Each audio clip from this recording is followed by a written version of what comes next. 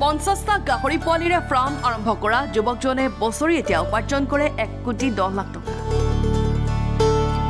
আমি যোৱা বছৰ যেটো ফাইনান্সিয়েল ইয়াৰ আছিলে আৰু এটো ফাইনান্সিয়েল ইয়াৰত অলমোস্ট আমি 1,10,20,00,000 টকা টাৰ্নঅভাৰ কৰিবলৈ আমি সক্ষম হৈছো। চলচ্চিত্ৰ জগতত পৰিচালক হিচাপে কাম কৰা এই যুৱকজনে ভাবিছে নিজাকৈ এটা ব্যৱসায় আৰম্ভ কৰাৰ কথা। মই অসমৰ চলচ্চিত্ৰ জগতৰ লগতো মই জড়িত আছিলো। মই কেবেখনো অসমীয়া চিৰিয়েলত কাম কৰিছিলো, পৰিচালকৰ ভূমিকা লৈছিলো। অসমীয়া কেবেখনো চলচ্চিত্ৰত মই সহকাৰী পৰিচালক হিচাপেও কাম কৰিছিলো। সৰুৰ পৰা এটা মনত হেঁপাহ আছিল যে এখন ফাৰ্ম কেনেকৈ মই বনাব পাৰোঁ বা এটা পৰিৱেশ কেনেকৈ গঢ় দিব পাৰোঁ। সেইটো হিচাপতে মই 2020 মই ভাবিলোঁ সেইটো সময়ত কোভিডো আহি গৈছিলে। একো যেতিয়া নচলা হৈছিলে, মানুহৰ হাতত যেতিয়া পইচা নাছিলে, সেইটো সময়তে ভাবিছিলোঁ যে মই নিৰ্দিষ্ট এটা আমি উপাৰ্জনৰ যদি আমি ৰাস্তা বনাই লওঁ, তাৰ পাছত আমি সকলো কৰি থাকিব পাৰিম। কোভিডৰ সময়তে পাঞ্জাবৰ পৰা গাহৰি পোৱালি আনি তেওঁ আৰম্ভ কৰিছিল ওমকাৰ ফাৰ্মিং হাব নামৰ এখন ফাৰ্ম। মই 2020 চনত কোভিডৰ পাছতে থিৰাং কৰিছিলোঁ যে এখন ফাৰ্ম খুলিম। মই প্ৰথম আনিছিলোঁ ইয়ৰ্কশ্বেয়াৰে, লাৰ্জ হোৱাইট ইয়ৰ্কশ্বেয়াৰ বিধে আমাৰ ইয়াত 80% লাৰ্জ হোৱাইট ইয়ৰ্কশ্বেয়াৰ গাহৰিয়ে আছে। আৰু মই এই গাহৰিখিনি কালেক্ট কৰিছিলোঁ পাঞ্জাবৰ পৰা, জলন্ধৰৰ পৰা মই গাহৰিখিনি আনিছিলোঁ। এই ফাৰ্মতেই দীপাংকৰ শইকীয়া নামৰ নাৰায়ণপুৰৰ এই যুৱকজনে এতিয়া বছৰি বিক্ৰী কৰে প্ৰায় 1800 গাহৰি পোৱালি। লাষ্ট 2024 চনৰ পৰা আমাৰ অলমষ্ট বছৰত 1700-1800 পিগলেট আমি চেল কৰিব পৰা এটা অৱস্থালৈ আহি পাইছোঁহি। আমি এটা হিচাপ কৰিছিলোঁ, যোৱা 2024 বৰ্ষত আমি অলমষ্ট 1800 পিগলেট আমি বিক্ৰী কৰিছোঁ। অসমৰ লগতে ভাৰতৰ বিভিন্ন ঠাইলৈ বিক্ৰী হয় এই ওমকাৰ ফাৰ্মিং হাবৰ গাহৰি পোৱালিসমূহ। প্ৰথমতেতো অকল আমাৰ অসমৰ প্ৰত্যেকখন জিলালৈকে আমি পঠিয়াই আছিলোঁ।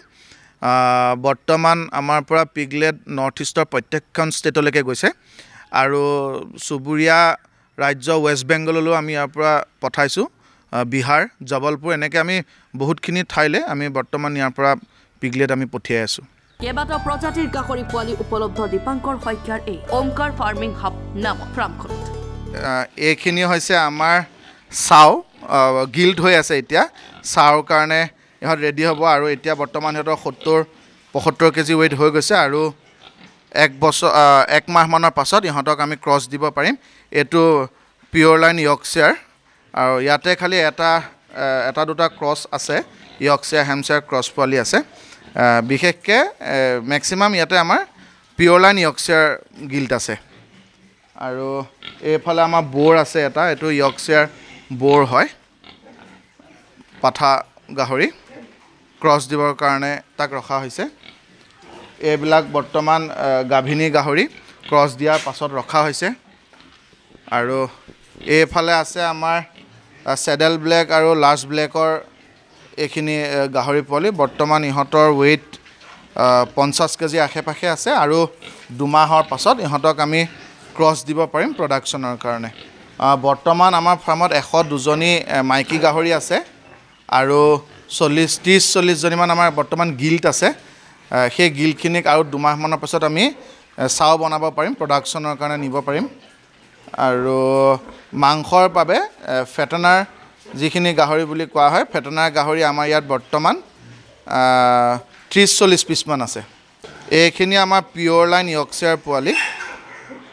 এইখিনি বিক্ৰীৰ বাবে ৰখা হৈছে, 2 এদিনতে এই পোৱালিখিনি ওলাই যাব। তেওঁ এই ফাৰ্মৰ জৰিয়তে সংস্থাপন দিছে এতিয়া কেইবাজনো যুৱকক। আৰু বৰ্তমান 5-6জন যুৱকক আমি সংস্থাপন দিবলৈ সক্ষম হৈছোঁ। এই ফাৰ্মৰ জৰিয়তে এতিয়া স্বাৱলম্বিতাৰ দিশে আগুৱাইছে নাৰায়ণপুৰৰ দীপাংকৰ শইকীয়া। আহকচোন দীপাংকৰ শইকীয়াৰ পৰাই সবিশেষ জানো এই ফাৰ্মখনৰ বিষয়ে। মই 2020 চনত কোভিডৰ পাছতে থিৰাং কৰিছিলোঁ যে এখন ফাৰ্ম খুলিম আৰু কিন্তু মই ডিচাইড কৰিব পৰা নাছিলোঁ মই গাহৰি ফাৰ্ম খুলিম নে মই লেয়াৰ ফাৰ্ম খুলিম। লাহে লাহে মই নিজে অন্ধ্ৰপ্ৰদেশ, পাঞ্জাৱ, হাৰিয়ানা জেগাবিলাকত গ'লোঁ আৰু চাই পেলাই মই ডিচিশ্যন লৈছিলোঁ যে মোৰ কাৰণে চুইটেবল হ'ব গাহৰি ফাৰ্মটো।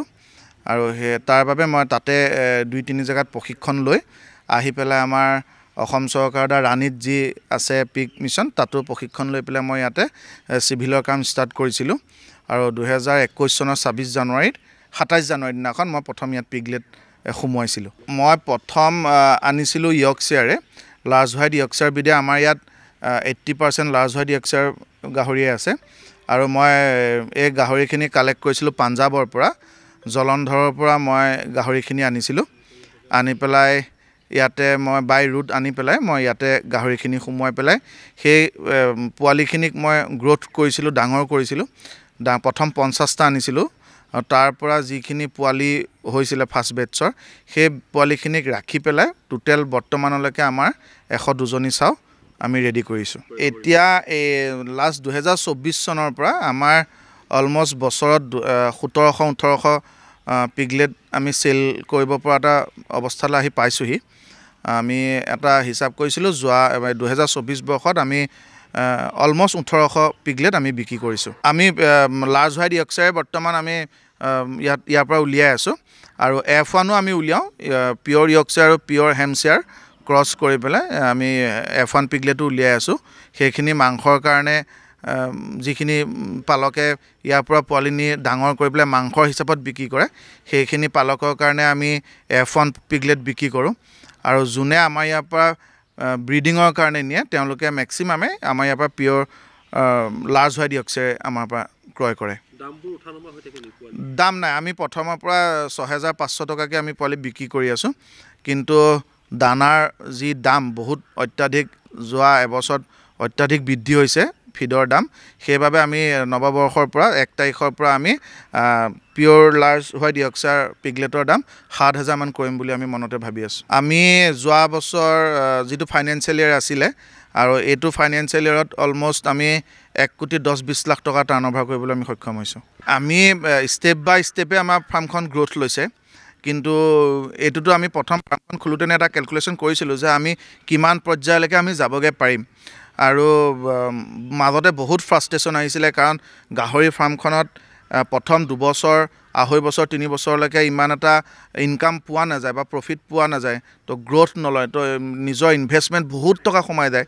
যেতিয়া নন ষ্টপ ইনভেষ্টমেণ্ট সোমাই আছিলে তেতিয়া এটা বিৰাট ফ্ৰাষ্ট্ৰেশ্যনতো মই ভুগিছিলোঁ যে কেনেকৈ কি হ'ব, ফাৰ্মখন খুলি ল'লোঁ মোক কি হ'ব। কিন্তু এতিয়া যেতিয়া লাহে লাহে গ্ৰ'থ লৈছে, সেই বিশ্বাসটো আছিল যে এটা টাইমততো গ্ৰ'থ ল'বই, আৰু সেইটো ময়ো জানিছিলোঁ যে 2-2.5 বছৰলৈ বা 3 বছৰলৈতো ফাৰ্মখন গ্ৰ'থ নলয়, সেইটো ভাবি পেলাই মই খোজ দিছিলোঁ। গতিকে এতিয়া যিহেতু ফাৰ্মখনে গ্ৰ'থ লৈছে, আমি সুখী। এতিয়া আমি ফাৰ্মৰ এইটো ছাইডত আপোনালোকে দেখিবই, তাতে আমি নতুনকৈ আকৌ কনষ্ট্ৰাকশ্যন ষ্টাৰ্ট কৰিছোঁ। এতিয়া আমি এতিয়ালৈকেতো আমি ব্ৰিডিং ফাৰ্মত কনচেনট্ৰেট কৰি আছিলোঁ, কিন্তু এতিয়াৰ পৰা আমি ফেটনিঙতো আমি কনচেনট্ৰেট কৰিছোঁ। আৰু আমাৰ ইন ফিউচাৰ 2-1 বছৰৰ ভিতৰতে আমাৰ যিহেতু ওমকাৰ আমি এটা ব্ৰেণ্ড আমি অলৰেডি চেণ্ট্ৰেল গভৰ্ণমেণ্টৰ ৰেজিষ্টাৰ কৰি লৈছোঁ, আমি ওমকাৰ ব্ৰেণ্ডেৰে আমি ইয়াতে এটা স্লটাৰ হাউচ খুলি পেলাই আমি ফ্ৰজেন মাংস আমি এক্সপৰ্ট কৰিবৰ কাৰণেও আমি ইন ফিউচাৰ এটা প্লেন বান্ধি ৰাখিছোঁ। হয়তো MSMEৰ পৰা আমি লোনৰ কাৰণেও আমি এপ্লাই কৰিছোঁ। যদি সকলো সুকলমে হয় 2-1 বছৰৰ ভিতৰতে আমি ফ্ৰজেন মিট আমি ৰাইজৰ বাবে মুকলি কৰি দিব পাৰিম। কোন ঠাইলৈ আপোনাৰ ইয়াৰ পৰা গাহৰি পোৱালি বুজি গৈছে এতিয়ালৈকে? প্ৰথমতেতো অকল আমাৰ অসমৰ প্ৰত্যেকখন জিলালৈকে আমি পঠিয়াই আছিলোঁ। বৰ্তমান আমাৰ পৰা পিগলেট নৰ্থ ইষ্টৰ প্ৰত্যেকখন ষ্টেটলৈকে গৈছে, আৰু চুবুৰীয়া ৰাজ্য ৱেষ্ট বেংগললৈও আমি ইয়াৰ পৰা পঠাইছোঁ, বিহাৰ, জবলপুৰ, এনেকৈ আমি বহুতখিনি ঠাইলৈ আমি বৰ্তমান ইয়াৰ পৰা পিগলেট আমি পঠিয়াই আছোঁ। আপোনাৰ সপোন কি আছে এই ফাৰ্মখনৰ?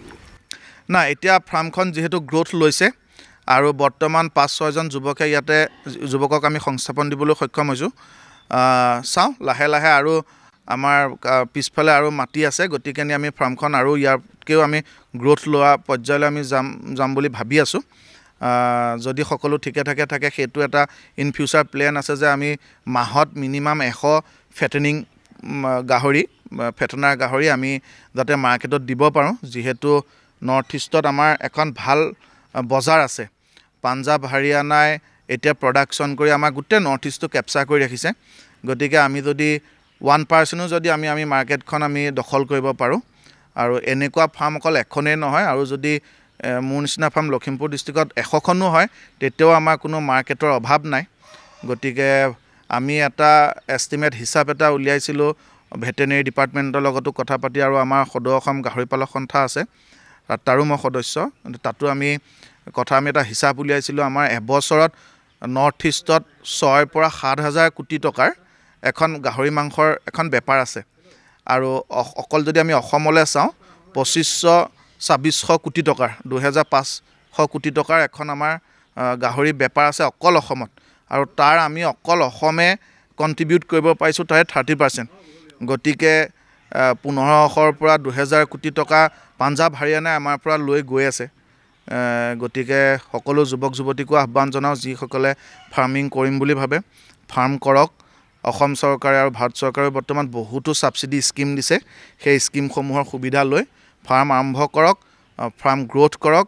আৰু যিহেতু এতিয়া আমাৰ এটা চৰ্চা হৈয়ে থাকে যে সাউথ ইষ্ট এছিয়া আমাৰ কৰিডৰ হাব গুৱাহাটী হ'ব, গতিকে ইন ফিউচাৰ আমাৰ গাহৰি মাংসৰ বজাৰখন এটা হিউজ এখন আমি মাৰ্কেট আমি যেহেতু বনিব, গতিকে আমি এই পৰ্ক মিটটো বা গাহৰি মাংসটো আমি ব্যৱসায় হিচাপে ল'লে আমি যথেষ্ট উপকৃত হ'ম। জৈৱ নিৰাপত্তাৰ কাৰণে মেইনটো হ'ল আমাৰ গোটেই ফাৰ্মখন বাউণ্ডেৰী ৱাল মৰা আছে আৰু আমি কেমিকেল দি পেলাই মানুহ ওলোৱা সোমোৱা আৰু আমাৰ দানাৰ গাড়ী হওক যি গাড়ী হওক পোৱালি নিবলৈ অহা গাড়ী বা আমি ইয়াৰ পৰা যিমান পঠিয়াওঁ আমি চব আমি কেমিকেল দি আমি চেনিটাইজ কৰোঁ, হেণ্ড চেনিটাইজ কৰোঁ। আৰু ফাৰ্মৰ ভিতৰত আমাৰ টোটেল বৰ্তমান 150 মান কোঠা আছে আৰু আমাৰ কোঠাবিলাকৰ সকলো চাইজ 7x14। এইটো আমি এটা ষ্টেণ্ডাৰ্ড চাইজ আমি বনাই লৈছিলোঁ 2021 চনত। আমি চিভিলৰ কাম যেতিয়া আৰম্ভ কৰিছিলোঁ 2020 চনত, তেতিয়া আমি এটা ষ্টেণ্ডাৰ্ড চাইজ বনাই লৈছিলোঁ আৰু সেই চাইজটো বৰ্তমান অসমৰ চুকে কোণে ফাৰ্মাৰসকলে লৈছে 7x14। না এই ৰুমটোত এটাই সুবিধা হয়, যদি এজনী গাভিনী গাহৰিও তাত থাকিবৰ কাৰণে ছাফিচিয়েণ্ট স্পেচ পায় আৰু যদি ক্ৰছ দিয়াৰ আগত আমি 4-5 জনী গিল্ট সেই এটা ৰুমত ৰাখিব পাৰোঁ আৰু এটা ৰুমত আমি এটাকৈ পাঠা গাহৰিও ৰাখিব পাৰোঁ আৰু সেই একেটা ৰুমতে আমি সেইটো চাইজৰ ৰুমতে আমি উইনিং কৰাৰ পাছত আমি পিগলেটো ৰাখিব পাৰোঁ, মানে আমি নাৰ্চাৰী ৰুমো কৰিব পাৰোঁ, গাভিনী গাহৰিও ৰাখিব পাৰোঁ, আমি সকলো গাহৰি ৰাখিব পাৰোঁ সেইটো চাইজত। গতিকে 7x14 এই চাইজটো এটা মোৰ বোধেৰে এটা ষ্টেণ্ডাৰ্ড চাইজ। ভাবা নাছিলোঁ যে গাহৰি ফাৰ্ম নচলিবতো ভাবা নাছিলোঁ, কিন্তু নিজে যেতিয়া নন ষ্টপ 2টা বছৰ ফাৰ্মখন চলাবলগীয়া হয়, বিশেষকৈ ফিডৰ ক্ষেত্ৰত আমি বহু পৰিমাণে ফিড কিনিবলগীয়া হয়।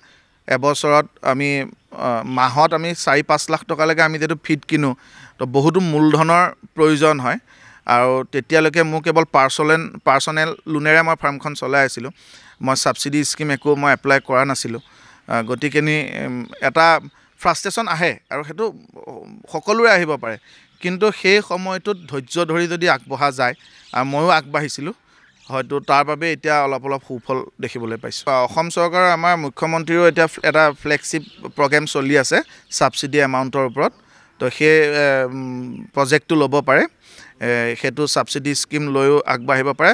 ছাবচিডি স্কিমটো এটা বিৰাট ভাল, যিহেতু আমাৰ 1.5-2 বছৰলৈকে আমি বেংকক আমি তাৰ ইণ্টাৰেষ্ট দিবলগীয়া নহয় আৰু এইটো মুখ্যমন্ত্ৰী ফ্ৰণ্ট এণ্ড ছাবচিডি লোনটো এপ্লাই কৰাৰ পাছতে যেতিয়া বেংকে লোনটো সোমোৱাই দিয়ে তাৰ 3-4 মাহৰ ভিতৰতে ছাবচিডি স্কিমৰ যিটো এমাউণ্ট থাকে সেই এমাউণ্টটো যুৱক বা যুৱতীগৰাকীৰ একাউণ্টত সোমাই যায়। গতিকে সেইটো এটা ভাল বেনিফিট পোৱা যায়। এই যিটো ফাৰ্ষ্টেশ্যন যিটো পিৰিয়ড থাকে সেই পিৰিয়ডটো অন্ততঃ তেওঁলোকে ছাৰ্ভাইভ কৰিব পাৰিব। মই পঢ়া শেষ কৰি মোৰ শিক্ষা সমাপ্ত কৰি পেলাই মই ৰাজনীতিৰ লগতো জড়িত আছিলোঁ আৰু মই সমানভাৱে মই অসমৰ চলচ্চিত্ৰ জগতৰ লগতো মই জড়িত আছিলোঁ। মই কেইবাখনো অসমীয়া চিৰিয়েলত কাম কৰিছিলোঁ, পৰিচালকৰ ভূমিকা লৈছিলোঁ। অসমীয়া কেইবাখনো চলচ্চিত্ৰত মই সহকাৰী পৰিচালক হিচাপেও কাম কৰিছিলোঁ। সমান্তৰালভাৱে ৰাজনীতিৰ জগততো মই আছিলোঁ, কিন্তু সৰুৰে পৰা এটা মনত হেঁপাহ আছিল যে এখন ফাৰ্ম কেনেকৈ মই বনাব পাৰোঁ বা এটা পৰিৱেশ কেনেকৈ গঢ় দিব পাৰোঁ। সেইটো হিচাপতে মই 2020 মই ভাবিলোঁ, সেইটো সময়ত ক'ভিডো আহি গৈছিলে, একো যেতিয়া নচলা হৈছিলে, মানুহৰ হাতত যেতিয়া পইচা নাছিলে, সেইটো সময়তে ভাবিছিলোঁ যে নহয়, আমি এতিয়াও মই চলচ্চিত্ৰ জগতৰ লগত জড়িত, কিন্তু ভাবিছিলোঁ যে নহয়, মই নিৰ্দিষ্ট এটা আমি উপাৰ্জনৰ যদি আমি ৰাস্তা বনাই লওঁ, তাৰ পাছত আমি সকলো কৰি থাকিব পাৰিম। সদ্যহতে মই ৰাজনীতিৰ পৰা অলপ আঁতৰি আহিছোঁ। আঁতৰি আহি পেলাই মই এই ফাৰ্মখন খুলি পেলাই মই এতিয়া নিজকে এষ্টাব্লিছ কৰি লৈছোঁ। আৰু লগতে 5-6জন যুৱকো আমাৰ ইয়াত সংস্থাপন পাইছে আৰু এতিয়া লাহে লাহে আকৌ চলচ্চিত্ৰ জগতৰ লগত কাম কৰি আছোঁ ইন ফিউচাৰ চলচ্চিত্ৰ জগতৰ লগতো বহুতখিনি প্লেন আছে সময় সুবিধা মিলাই সকলো কাম এফালৰ পৰা আগবঢ়াই লৈ যাম